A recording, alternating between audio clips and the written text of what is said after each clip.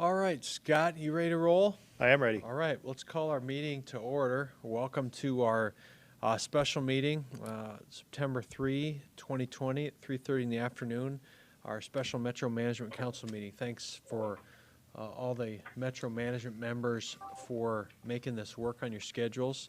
I will go ahead and read the roll just to, because we have several joining us on the phone, but to let everybody know that we do have a quorum. So, Councilor Kiley? Here. Councilor Erickson? Here. Commissioner Benninga? Here. And Commissioner Karski. Here. All right, so we got all 5 of the Metro Management Council members here. So we do have quorum. We'll take a look at our agenda. I just need a motion then to approve our agenda for today. Move to approve. Second. All right, motion by Kiley and seconded by Benninga to approve that. We'll have to do a roll call vote on everything today because of the phone. So, Councilor Kiley, Yes. Councilor Erickson, Yes. Commissioner Benninga, Aye. and Commissioner Karski. Aye. And I am an aye, so that passes 5-0. So, move on to public input. We got anybody here for public input today? Not seeing any. So we will move on to one of 2 main items today. Item 3, which is the Metro Communications Agency Facilities Discussion and Consent to the Joint Public Safety Answering Point Agreement between the City of Sioux Falls and Minnehaha County. And Scott is here to start walking us through that. So welcome, Scott. Okay, thank you, Mayor and councilors.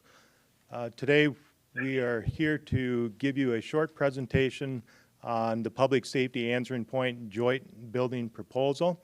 What this will do is create a great partnership between Minnehaha County, the City of Sioux Falls, and it'll create a partnership in shared space between the Sioux Falls Police Department and Sioux Falls Fire Rescue and Metro Communications. The next slide here is a pictorial of what that public safety training campus will look like from a high-level view.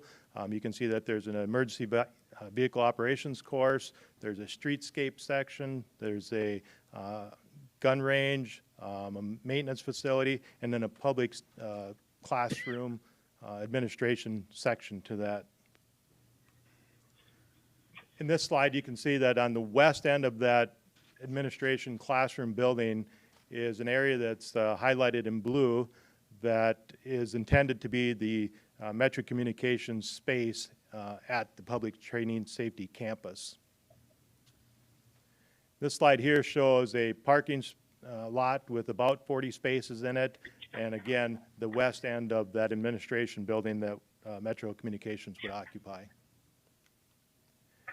Here's a more detailed picture of the area that Metro Communications would occupy.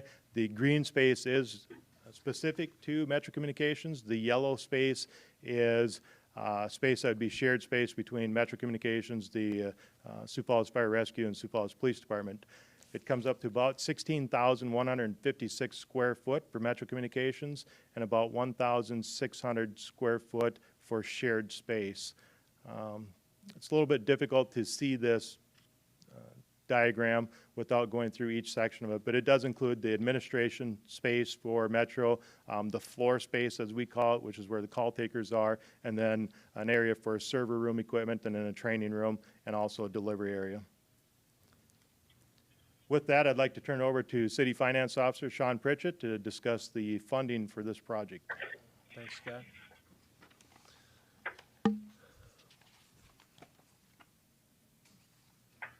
Afternoon, Sean. Good afternoon. Sean Pritchett, I'm the Director of Finance with the City of Sioux Falls. I'm going to kind of walk you through the finalized proposed project funding for the PSAP joint facility, and then talk a little bit about the joint building agreement that has been drafted between the City of Sioux Falls and Minnehaha County.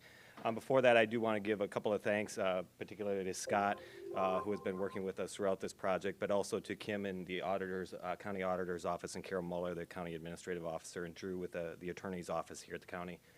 They've been very valuable in helping to draft this joint powers agreement and then discussions throughout this process. So with that, just going to kind of roll through the slides here a little bit.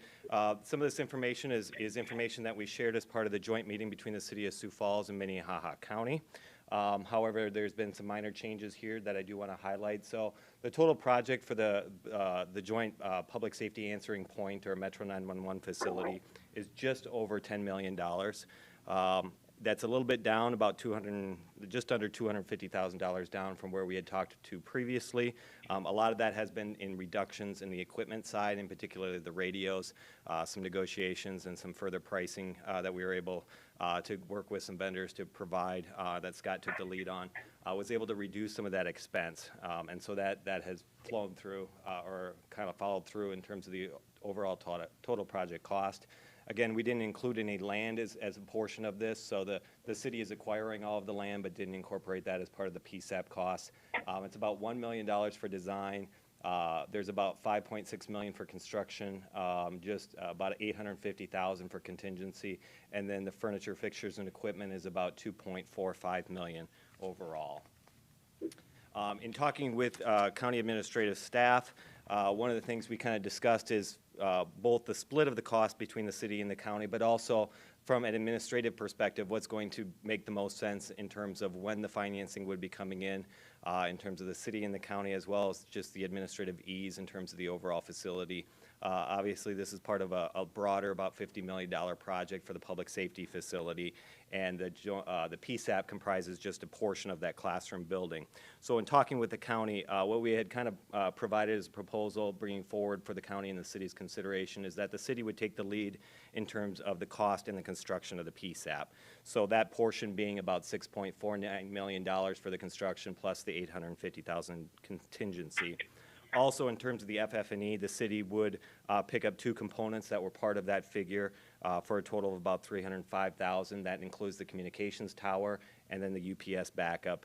And the UPS system power backup, because it becomes sort of a fixture of the facility itself, it made sense for the city as owner of the facility to be purchasing that. And then the communications tower piece we would lease back as part of our lease of the facility back to Metro Communications Council.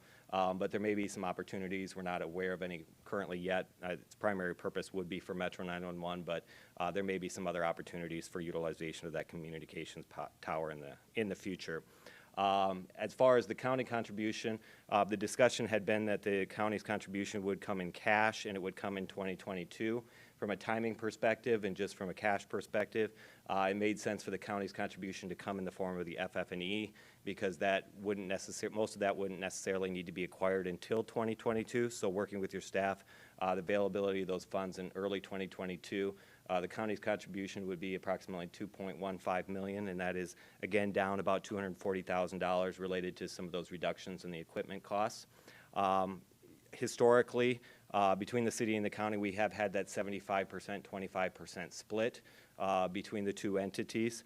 And as part of those discussions, we also had talked about the fact that we would continue to utilize the existing PSAP or a portion of the existing PSAP as a backup center, and that was one of the primary reasons for moving forward with this project. So we had that condition or that contingency of a backup center in the case of a really severe weather or other emergency event.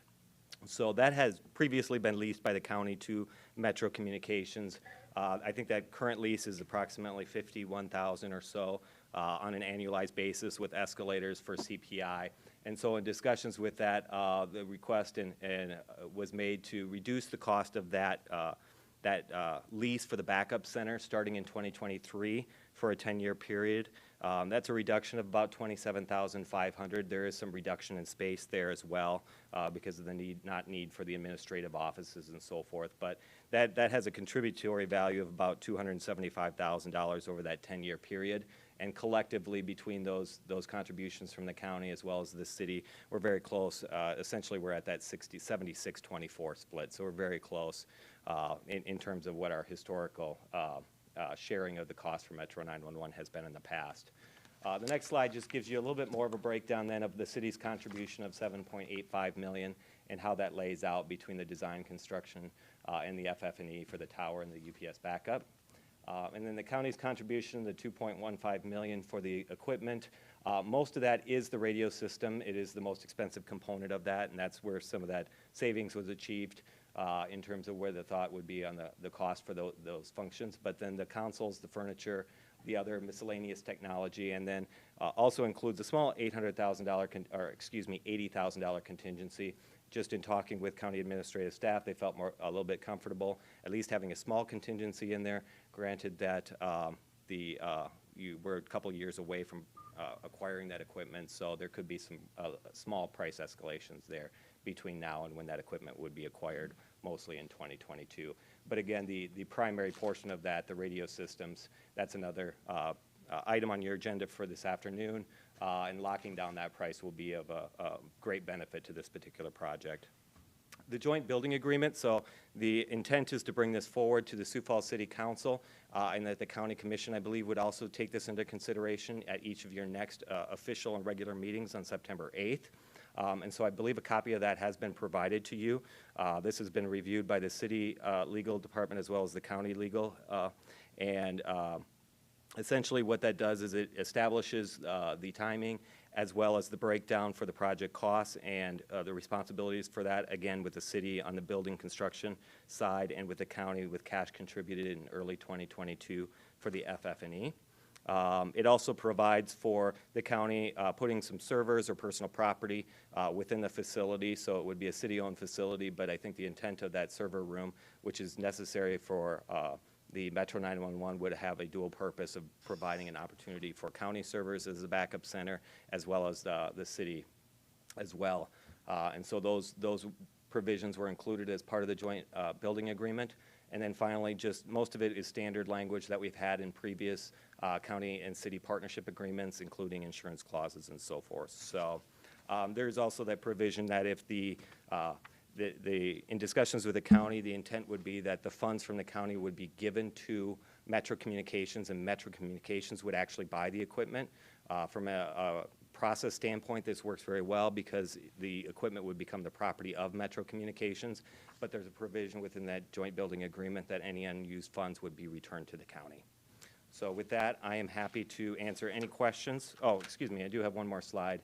And just to kind of give you a highlight, big picture highlight of the time frame, as I said, today we're asking for a motion to consent to this. So the Metro Communications is not a party to the agreement, but they are consenting to it, obviously, because of your involvement within the Metro Communications Agency. September 8th, we're hoping to have the city and county move forward in consideration of the joint building agreement. In addition, the city would be bringing forward the second reading of the ordinance for the public safety bonding that would finance this facility, including the PSAP. That passed on first reading on September 1st, so it will be up for second reading on September 8th. We hope to close on the real estate by the end of this year. We will be working through annexation and zoning for this property in the first part of 2021. Once the city of Sioux Falls moves forward with approval of the bond, hopefully next week, we can begin the design phase and funding the design phase. That's about an 8-month process, and then about 2 months for bidding and award. There'd be approximately 18 to 24-month construction period. We are looking to have probably 2 substantial completion dates. The first priority would be the classroom building and the PSAP, so that we can get that up and running, and we're hopeful that that could be done by the end of 2022. And then the rest of the public safety facility would be the second substantial completion date, and hopeful that that would be done in early to mid 2023. So with that, I'd happy to answer any questions. I'm sure Scott would answer any questions that you may have as well. Thank you. All right.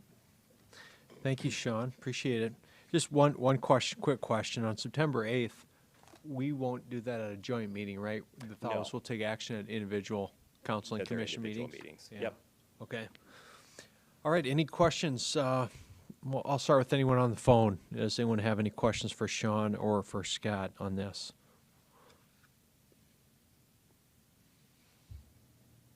All right, not hearing any. Councilor Kiley, any questions for these guys? No, I do Okay. not. I'm glad to be where we're at. Yep, so I just more have a comment. I really appreciate the collaboration, the work that we've gone through with the commission.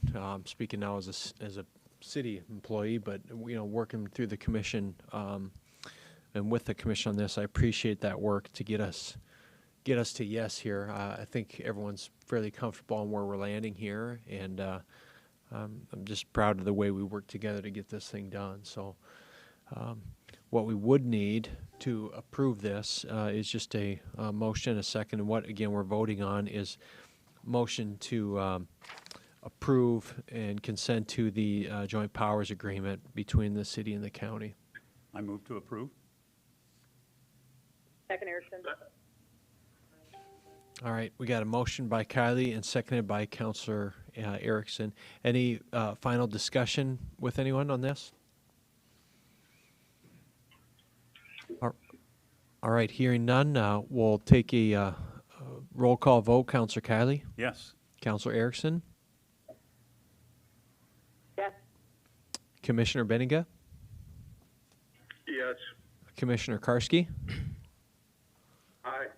And I am a yes as well, so that will pass 5-0. And we'll move on to item 4, motion to authorize Metro Communications Agency Director to enter into agreement with Motorola Solutions for the purchase of radio equipment for the new public safety answering point facility. Scott. Yes, thank you. This is a request for motion to authorize the Director of Metro Communications Agency to enter into an agreement with Motorola Solutions for the purchase of radio equipment for the new public safety answering point. This is the anticipation of Metro Communications Agency moving to the Sioux Falls Public Safety Training Campus. We initiated discussions with Motorola to obtain a budgetary quote for equipment.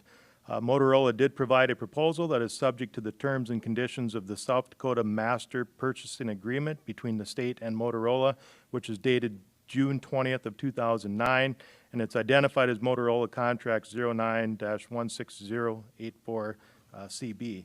Motorola has offered a discount of approximately $533,340 with the stipulation of having a purchase order signed prior to December 4th, 2020.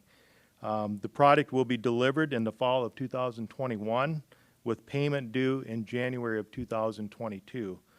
The warranty period will begin upon installation and configuration of the product.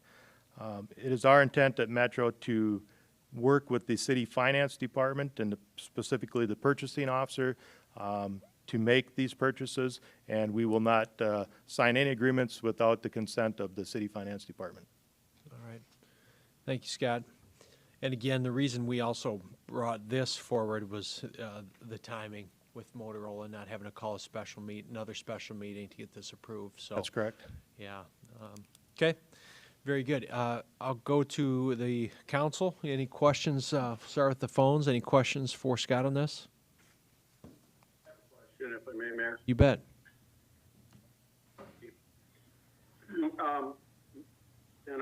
This is probably more for Scott. This is technology, and we're not going to be installing it for some time. How often do you have to do or buy upgrades, that type of thing for equipment like this? And the life this equipment going to be, I guess, is it a 10-year? Is it 5 years? What can you tell me about the equipment? Yes, thank you for the question, Commissioner. We are part of a statewide radio system, and we are connected to the state master site, which is located in Pierre, South Dakota. So the software version in Pierre at the master site determines what software version those agencies that are connected to that master site will be on. So in our case, we're on version 17.0, I believe it is, and Motorola provide us with that current version of the state master site. And once the state does an upgrade, the agreement has been that the state will pay for the software update as long as each agency that's connected pays for essentially the maintenance of the product. So the state is definitely picking up the larger portion of that when it comes to software maintenance. As far as how long or the longevity of the product, and speaking with Motorola, they assured us that they do not have any new product coming out beyond the MCC 7500 console, which is what we use and what the majority of the state is using. And they said that this product should well last us 10, 15 years without any concerns. Okay, Okay, sounds good. I appreciate that, Scott. And just to say, good job on getting that contract negotiated, and really went to bat for the Metro Communications and saved the taxpayers a lot of money. Thank you. You're welcome, Commissioner, and that Metro will always do the best to try and be conservative in our finances and be respectful of tax dollars. We'll have to call you Van McMahon if you don't watch it. You're getting tight. I'm definitely known to tight be like me. conservative. All right. All right. Other questions for Scott on item 4 here? All right. Not hearing any, so I would just ask for a motion to authorize Metro to enter into that agreement with Motorola. Move to approve? So moved.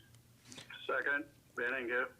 All right. I'm going to go with Commissioner Karski and Commissioner Benninga on that for the motion in the second. And any final discussion here, Council? All right. We'll take a vote. Councilor Kiley? Yes. All right. Councilor Erickson? Yes. Commissioner Benninga? Aye. Commissioner Karski? Aye. And I am also an aye, so that passes 5-0. All right, I always forget, do I need a motion to enter into exec session? Is that how that works? Okay, I need to ask for motion to enter an exec session? Move into executive session for the purposes of and as authorized by South Dakota Codified Law 125-2, 1 and 4. All right, can I get a second? Second. All right, got a second by Karski on that. We'll take a quick vote on this. Councilor Kiley? Yes. Erickson? Yes. Commissioner Benninga? Aye. Commissioner Karski? Aye. All right, and I am an aye. Let's see, with technology the way this is this one of those deals where if we stay in here, this will be live the whole time? So we should do exec session in the other room? Where's my tech guy? I think that's what we did last time. Yes. I think Okay. last time we went next So door. we're going to do that. I'm not sure how we're going to get you back on the phone, guys, so you hang tight. We'll figure that out when we get in the other room. So I think you'll be able to hang up now, and we'll figure out how we're going to patch you 3 in exec session, then we'll be back shortly. Thank you.